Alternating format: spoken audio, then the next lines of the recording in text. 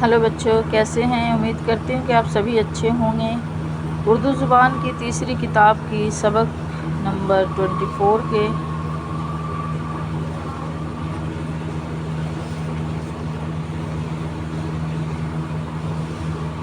6, 7 पढ़ा चुकी हूँ। आज 24 के पार्ट 8 और 9 पढ़ाऊँगी। चलिए पढ़ते हैं, शुरू करते हैं। बिस्मिल्लाहिर्रहमानिर्रहीम। सबक है शीशा। शीशा नहायत नरम मगर भारी होता है। शीशा नहायत नरम मगर भारी होता है। पानी से उसका वज़न 12 गुना है। बहुत हल्की ज़रब से चिपटा हो सकता है मगर उसका तार खींच सकता है। आँच देने से जल्द पिघल जाता है। उसमें से मैल बहुत निकलता है। ज़्यादा जलाया जाए तो बिल्कुल मैल बनकर सुर्ख अंगारा हो जाता है। कांच में शीशा भी शामिल होता है। अक्सर रंगतें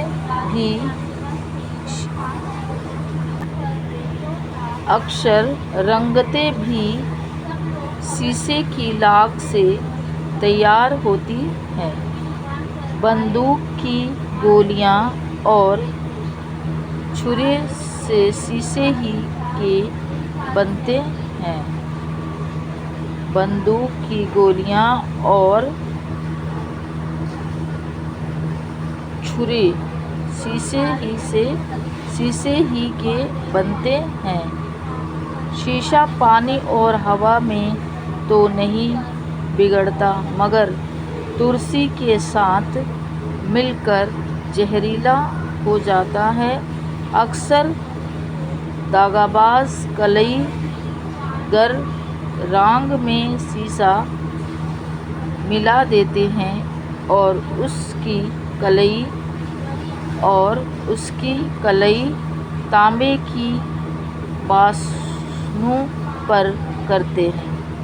ऐसे बर्तन में खाना सेहत के लिए मुज़िर है।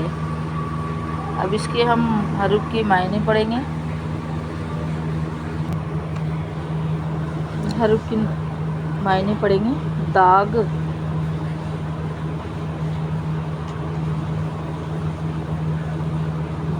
दगा धोखा, दगाबाज धोखा देने वाला, कलईगर कलई करने वाला,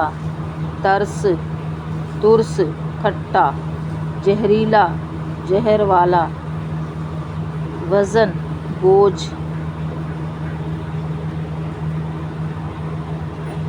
इसी वीडियो में सबक नंबर 9 पढ़ेंगे। इसी वीडियो में ये भी सबक पढ़ाएंगे।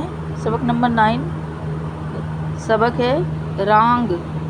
रांग शीशे की बनिस्बत किस कदर सफ़ेद होता है। रांग शीशे की बनिस्बत किस कदर सफ़ेद होता है। सब धातुओं से ज़्यादा शुष्क है।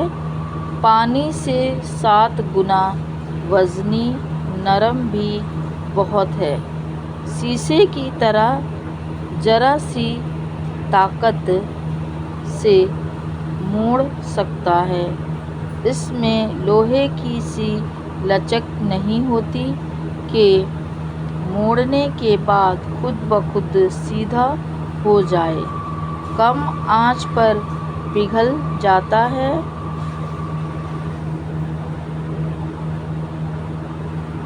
ज़्यादा तपाने से रफ्ता रफ्ता मैल सा बन जाता है। पीटने से उसकी वर्क तो बन सकते हैं लेकिन तार खींच तो नहीं खींच सकता। रांग में यह बड़ा वसफ है कि उसको जंग कभी نہیں لگتا، اس کے برتن تو نہیں بنتے اس کے برتن تو نہیں بنتے مگر تانبے اور پیتل کے برتنوں پر اس کا کلئی خوب ہوتی ہے، اور اصل میں رانگ ہی کا نام کلئی ہے۔ اب اسے ہم حروف کی معنی پڑھیں گے۔ وزن، بوجھ، خود بخود، آپ ہی آپ، رفتہ رفتہ، آہستہ آہستہ، وزنی، بھاری۔ اللہ حافظ، پھر ملیں گے نیکسٹ سبق پہ، جب تک کہ اپنا خیال رکھیے اور دھیان سے سبق یاد کریے۔